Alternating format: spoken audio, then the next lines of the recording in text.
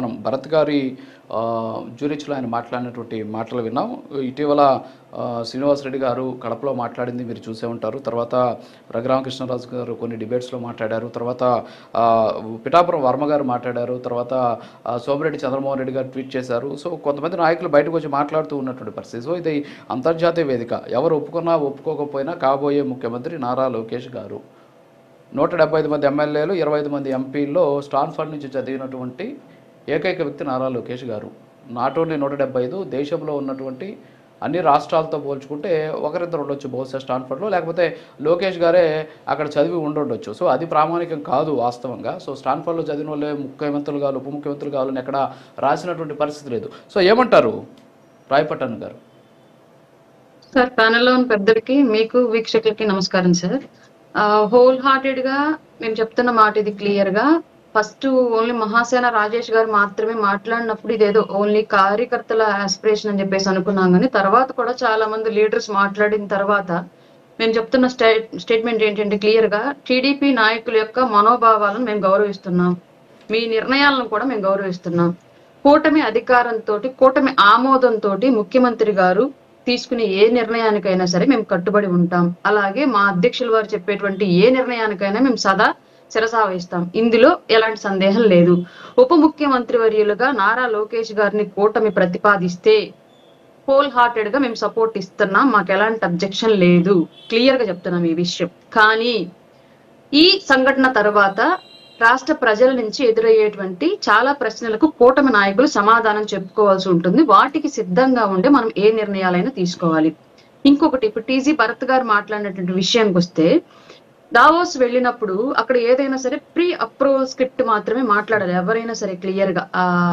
సంబంధిత పార్టీలకు సంబంధించి స్టేట్లకు సంబంధించినటువంటి అధినాయకత్వం ఎవరైతే ఉంటారో వాళ్ళ ఆమోదం పొందినటువంటి స్క్రిప్ట్ మాత్రమే మాట్లాడాలి ఏ వేదికల మీదైనా అక్కడ క్లియర్ గా.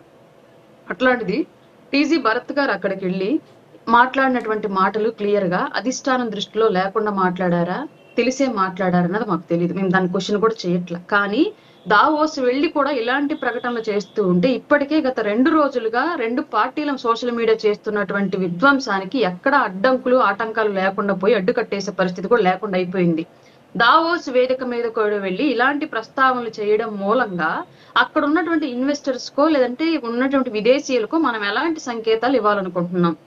కేంద్రం కానివ్వండి, విదేశాల నుంచి వచ్చేటువంటి పెట్టుబడులు కానివ్వండి, రాష్ట్రంలో ఉన్నటువంటి నాయకత్వం యొక్క సమర్థతను అలాగే యూనిటీని చూసే రాష్ట్రానికి పెట్టుబడులు వస్తాయి.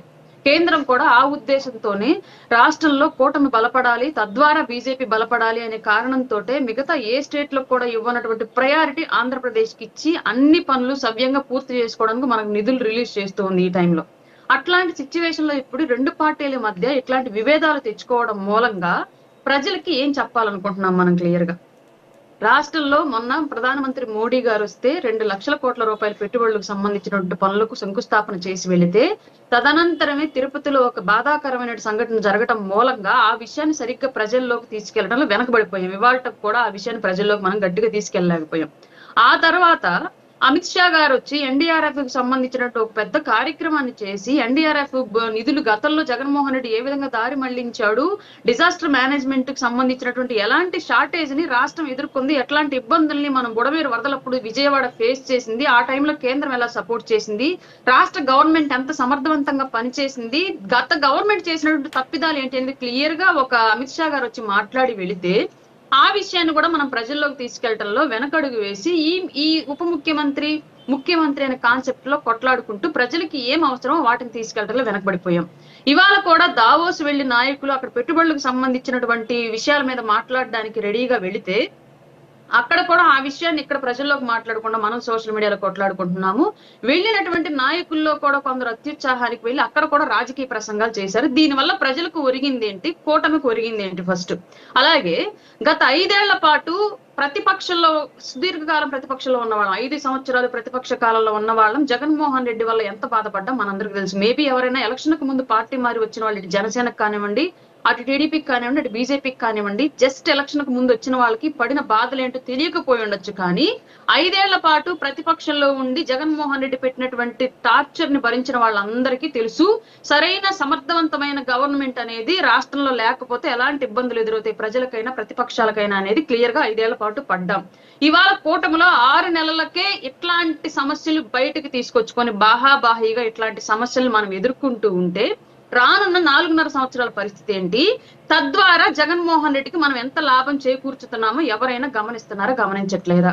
ఇంకొక అంశం ఇక్కడ క్లియర్ గా బాధ్యతాయుతమైనటువంటి కార్యకర్తలుగా బాధ్యతాయుతమైనటువంటి పదవులు తీసుకొని పార్టీ పదవుల్లో కానివ్వండి, ప్రభుత్వ పదవుల్లో కానీ ఉన్నటువంటి నాయకులుగా మన పార్టీ అధిష్టాన నాయకుల యొక్క గౌరవ మర్యాదలు కాపాడటం ఎంత ఇంపార్టెంటో అలాగే కార్యకర్త యొక్క భద్రతను గురించి ఆలోచించడం కూడా ఇంపార్టెంట్. ఇప్పుడు అధికారంలో ఉన్నాం కాబట్టి 3 అంశం కూడా వచ్చి చేరింది మనకి. ప్రజల యొక్క అభివృద్ధి, రాష్ట్రం యొక్క అభివృద్ధి, ఈ 3 అంశాలని సమానంగా లాక్కెళ్లాల్సినటువంటి బాధ్యత కూటమిలో ఉన్నటువంటి ప్రతి నాయకుల భుజాల మీద ఉంది. అధికారంలో ఉండనివ్వండి, అధికారంలో లేకపోనివ్వండి, ఈ 3 బాధ్యతలను సమన్వయంగా లాక్కెళ్లాల్సినటువంటి బాధ్యత కూటమిలో ఉన్నటువంటి 3 పార్టీల కార్యకర్తల నాయకుల్లో ఉంది. కానీ ఇక్కడ వన్ సైడ్ గా కొంతమంది నాయకులు జనసేన నుంచి అటు టీడీపీ నుంచి కేవలం నాయకుల్ని డిఫెండ్ చేసుకుంటూ కార్యకర్తల భద్రతను వదిలేసి ఏం జరుగుతుంది గ్రౌండ్ లో మనం ఇలా మాట్లాడితే సోషల్ మీడియాలో మాట్లాడే మాటల వల్ల గ్రౌండ్ లో కార్యకర్తల మీద ఎంత ఎఫెక్ట్ పడిద్ది, తద్వారా వాళ్ళకి ఎంత నష్టం జరిగిద్ది అన్న విషయాన్ని వదిలేసి ఇష్టారీతిగా సోషల్ మీడియాలో కొట్లాడుకోవడం వల్ల సాధించింది ఏంటి? త్యాగాలకు సిద్ధపడి 5 ఏళ్ల పాటు ఇబ్బందులు పడి కూటమిగా ఏర్పడి అధికారంలోకి వచ్చి ప్రజలకు ఇచ్చిన మాటను నెరవేర్చడంలో నాయకులు బిజీగా ఉంటే ఆ విషయాలన్నీ వదిలేసి మీరు వాళ్ళ మీడియా ముందు వచ్చి మాట్లాడడం మూలంగానో లేదంటే సోషల్ మీడియాలో కొట్లాడడం మూలంగానో టీడీపీ వాళ్ళు మాట్లాడే మాటలు చంద్రబాబు నాయుడు గారు పట్టించుకుని ఇదే నిజం ఇదే జరగాలని అంటారు టీడీపీ వాళ్ళు అనుకోవటం, లేదంటే మా జనసేన వాళ్ళు మాట్లాడేటువంటి మాటలను పట్టించుకుని పవన్ కళ్యాణ్ గారు ఇదే నిజం ఇదే జరగాలి అని చెప్పేసి జనసేన వాళ్ళు అనుకోవటం, దీనికన్నా పిచ్చి అపోహ ఇంకోటి ఉండిద్ది. అసలు క్లియర్ గా నాయకులుగా రాష్ట్ర ప్రజలకు ఇచ్చినటువంటి మాటలేంటి, ఇవాళ మనం ఈ కొట్లాటలేంటి, మన అధిష్టానాల ఆలోచనలు ఏంటి అనేది మీకు తెలుస్తుందా? ఇవాళ ఈ రాష్ట్రంలో జరుగుతున్నటువంటి విధ్వంసం మూలంగా కేంద్రం నుంచి రావాల్సినటువంటి నిధులు ఆగిపోయినా, ప్రజలకు ఇవ్వాల్సినటువంటి హామీలు నెరవేర్చడంలో మనం వెనకబడినా, మిగతా రాష్ట్రాల నుంచి మిగతా కంట్రీస్ నుంచి రాష్ట్రానికి రావాల్సిన ఫండ్స్ ఆగిపోయినా వీటన్నింటికి బాధ్యత ఎవరు తీసుకుంటారు? ఉద్యోగాలు రాలేదు ఇంకా అని చెప్పేసి అడిగే వాళ్ళకి సమాధానం ఇవ్వాలి. ఉప ముఖ్యమంత్రి కావాలని అడిగే వాళ్ళు చెప్తారా? ఉప ముఖ్యమంత్రి ఇవ్వద్దనే వాళ్ళు చెప్తారా? రాష్ట్రంలో ప్రాజెక్టులు అవ్వలేదని చెప్పేసి బాధపడే వాళ్ళందరికీ ఉప ముఖ్యమంత్రి కావాలనే వాళ్ళు చెప్తారా సమాధానం? వద్దనే వాళ్ళు సమాధానం చెప్తారా? నాయకుల ఆలోచనలు ఎలా ఉన్నాయో ఫస్ట్ తెలుసుకొని తర్వాత మాట్లాడడం నేర్చుకోండి. లేదు అధికారంలోకి మనం ఏ కారణాలతో వచ్చామో అది తెలుసుకొనైనా మాట్లాడండి. లేదు ఇంకొక విషయం క్లియర్ గా చెప్తాను నేను, గత 5 ఏళ్ల పాటు కష్టపడ్డాం, ఇవాళ అధికారంలోకి వచ్చాం, తద్వారా ఏం పొందాం, ఏం సాధించాం మనం? ఎవరైనా గ్రౌండ్ లోకి వెళ్తే ఒక ఎమ్మెల్యే అయినా ఎంపీ అయినా లేదా కింది స్థాయి చైర్మన్ అయినా గ్రౌండ్ లోకి వెళ్తే ప్రజలు మనల్ని అడుగుతున్నటువంటి క్వశ్చన్స్ ఏంటి, మనం మీడియా ముందుకు వచ్చి చేస్తున్నటువంటి డిమాండ్స్ ఏంటి, వీటి వల్ల ఎవరికి ఉపయోగం? అధికారంలో ఉన్న వాళ్ళు ఏదైనా పదవులు ఇవ్వాలి అనుకుంటే పార్టీ నాయకత్వాలు అందరూ కూర్చొని డిస్కషన్ చేసుకునేది అది జరిగిద్ది కానివ్వండి, మీడియా ఛానల్స్ వాళ్ళు రెచ్చగొడితేనో లేదంటే ఇంకెవరన్నా అధినేతలు వచ్చి పలానా మీరు మాట్లాడండి అని చెప్పి సలహాలు ఇస్తేనో మీడియా ముందుకు వచ్చి అవి మాట్లాడితే మీకు సోషల్ మీడియాలో దుమారం జరిగి చర్చలు డిబేట్లు జరిగినంత మాత్రానే కనుక పదవులు వచ్చే పని అయితే లేదా ప్రజలు కనుక వాటిని ఆమోదించే పని అయితే ఇవన్నీ మనకన్నా ఇంకా టాక్టిక్ గా జగన్మోహన్ రెడ్డి అనే వ్యక్తి చెయ్యగలడు, చెయ్యగలిగాడు కూడా. మరి అతనికే అధికారం మిస్ అయినప్పుడు 2029లో మన పరిస్థితి ఏంటి? మళ్ళీ 5 ఏళ్లకు మనం ఎలక్షన్కి వెళ్ళాలి, అది గుర్తుపెట్టుకోవాలి ఫస్ట్. ఎవరు కూడా నేను అధికారంలో ఉన్నాను అంతా నా ఇష్టం అన్నట్లుగా సాగితే ఏ పార్టీ నుంచి ఏ నాయకుడికైనా సరే, మీకు ఎగ్జాంపుల్ జగన్మోహన్ రెడ్డి గారి ఫెయిల్యూర్, 151 వచ్చాయి 30 ఏళ్ళు నేనే ఉంటాను నాకు తిరిగేలేదు అన్నట్లుగా బిహేవ్ చేస్తే తిప్పి కొడితే 5 ఏళ్లకు పరిస్థితి ఎక్కడ ఉందంటే మొత్తం ఎక్కడ సేఫ్ ల్యాండింగ్ ప్లేస్ లో కూడా ఆకుండా డైరెక్ట్ గా 150 నుంచి కిందకి 111కు పడిపోయాడు. అట్లాంటి సిచ్యువేషన్ దయచేసి ఎవరు కూడా కూటమి పార్టీలకు తీసుకురావద్దు. మీ అత్యుత్సాహానికి వెళ్లి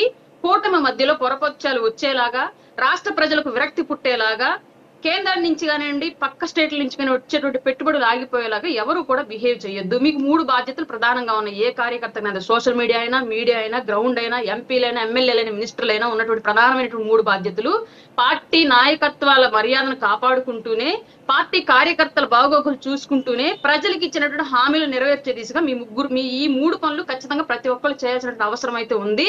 ఈ విషయాన్ని బహుశా నాయకులు డైరెక్ట్ గా చెప్పలేకపోవచ్చు, ఎందుకంటే తుమ్మిని తుమ్మికి దగ్గిన దగ్గుకి అంతా కూడా అధిష్టానాలు వచ్చి స్పందించే సిచ్యువేషన్ ఆంధ్రప్రదేశ్ రాజకీయాల్లో ఉండదు. అంత దిగజారి ఏ నాయకులు ఖాళీగా కూర్చోలేదు. కాబట్టి ఎవరికి వాళ్ళు సెల్ఫ్ రియలైజేషన్ ఈ అతి పోకడలు తగ్గించుకుంటే మంచిది అన్నది మా ఉద్దేశం సార్. ఓకే సప్తగిరి ప్రసాద్